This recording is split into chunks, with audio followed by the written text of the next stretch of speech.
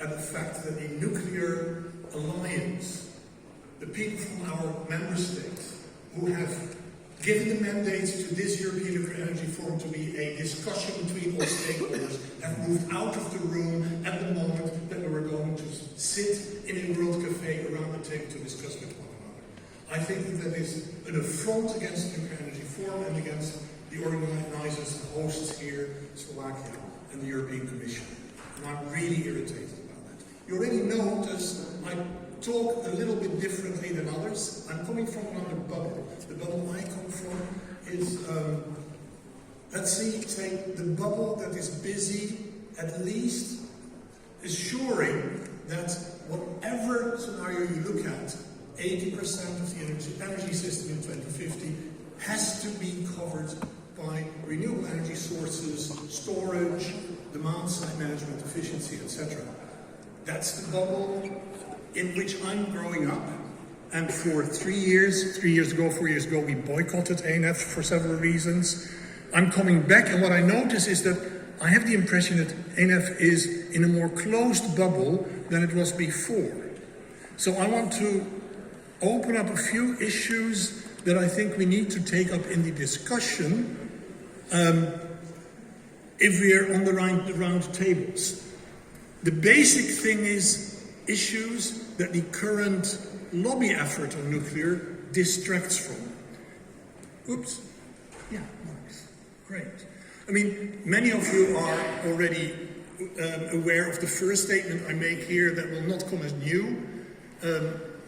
I see that the nuclear discussion is distracting from urgent climate action. And let's be honest, even in the most optimistic scenarios just scheduled, 150 gigs, we're talking about around 15% electricity provision in the European Union covered by nuclear. The rest has to come from somewhere else. And that's where the real challenge lies. And that's where we need to have massive action now. Whatever nuclear can bring, it's too marginal. It's coming too late. We've seen that already. I mean, there is, in the European Union, we will not have more than about, if we're really optimistic, everything goes like planned, there will not be more than 10 new reactors online in 2040. The rest has to be done in that second decade, and that is very late. Are we going to rely on fossil all that time? I don't hope so. We need to go faster than that. It's also very expensive. We've not touched it at all this morning, except for the fact that we need to find a financial way, and hands up, we want to have European money for that. That's not going to solve your problems. Nuclear is expensive, and you better take it seriously. That may mean that nuclear will not deliver what it is now claimed to do.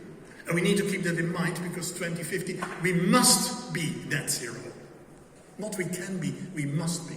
But what I want to ask your attention for in these 7 minutes is nuclear lobbyism is also an attraction of what we have been working on for the last 20 decades in the European Nuclear Energy Forum.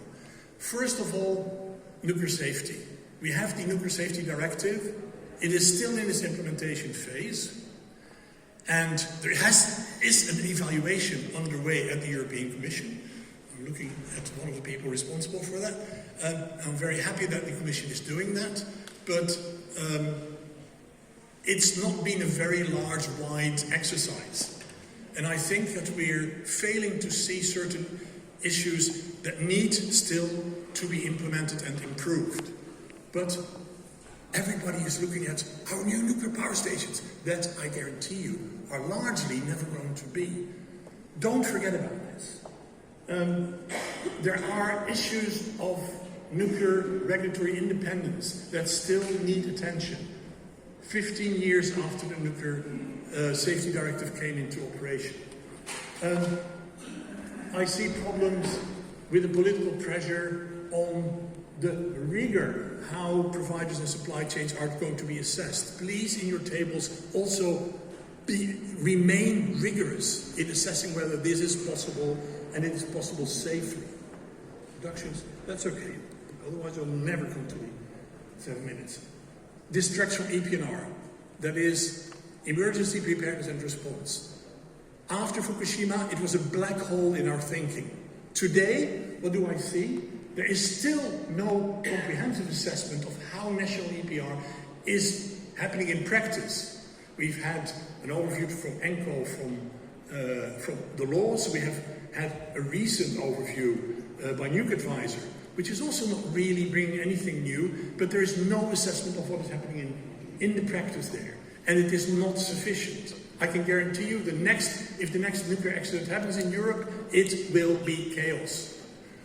There's a structural underestimation in all planning of potential source terms. And that is a factor 10 in most of the cases that I've seen over the last few years. That's already 12 years of black hole. Nuclear lobby distracts from radioactive waste management. In your tables, don't forget about it. You are going to make the same mistakes if you plan new reactors now and you have no solution for radioactive waste. And that solution isn't there. Finland is not going to save your skin. Even if they do get an operation license, which they still don't have. There is a lack of real time, of timelines at all. Sometimes in existing timelines, they leave large undue burdens to future generations, and the same for the finances at the moment. You need to calculate that in now, not tomorrow, not in 10 years, because if that in 10 years blocks further nuclear, you will have to make an extra hole to get to that net zero in 2050, and that might be extremely difficult. Last point, nuclear security. We've heard Ukraine here. 12 years ago, after Fukushima, we notified the entire world that we had not been thinking sufficiently of nuclear security. When I said acts of war, I was booed away in 2007 at the ENEF. Now we wouldn't do that anymore. Acts of war are a threat, and there are safety measures that can reduce that risk. But that needs to be assessed systematically.